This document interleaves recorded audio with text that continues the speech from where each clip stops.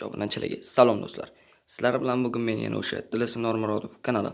Xo'sh do'stlar, bugungi videorolikimizda nomini ko'rib turganingizdek, biz Dynamic Players'ni ochamiz do'stlar. Hozir mana ochdim. Futbolni ko'rganlar bo'lsa, kommentariyaga yozib ketinglar. O'zbekiston afsuski qoldi. Men to'g'risi O'zbekiston yutishiga ishongan edim.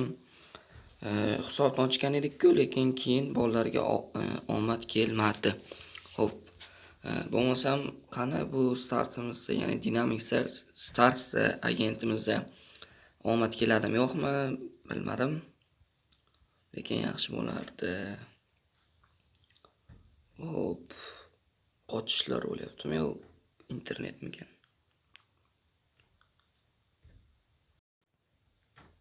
Xo'sh, qayerdan urinib ko'ramiz. Yaxshi do'stlar. Mana bizga Dynamic agent tushmoqda. Yaxshi. Do'stlar, sizlarga yana bitta bir yangiligim bor. Ya'ni hozir bir 15 daqiqalar oldin Keylor Navich keldi va men o'ylab o'tirmasdan uni sotib oldim. Taniganlar bo'lsa, albatta like bosib, kommentariyaga ismini yozib qoldirsin. Endi hamma ismidan ko'rgan bo'lsa kerak. Lekin taniganlar bor. Real Madridning avvalgi darvozaboni Keylor Navich. Xo'p, bizga tushishini xohlardim. Kunya, Felix, Williams, Eze, Barkulia. Keyin albatta Abduqodir Husanov okamiz. Qani ketdik. Bismillah. Kim tushadi bolalar? Ichim qizib ketyapti to'g'risi. Kim? Va afsuski Abduqodir Husanov akamiz emas.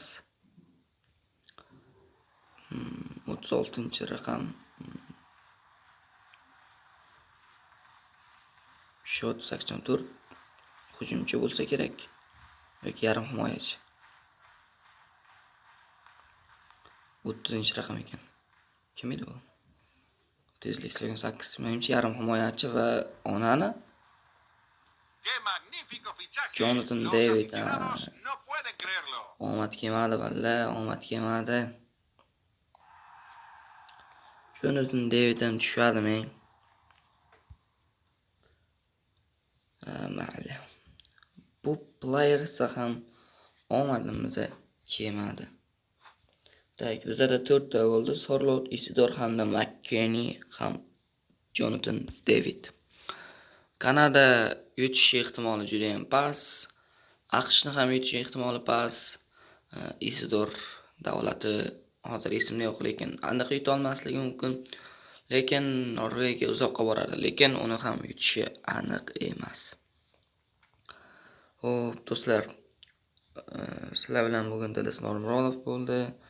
To'g'risi o'xshamadi.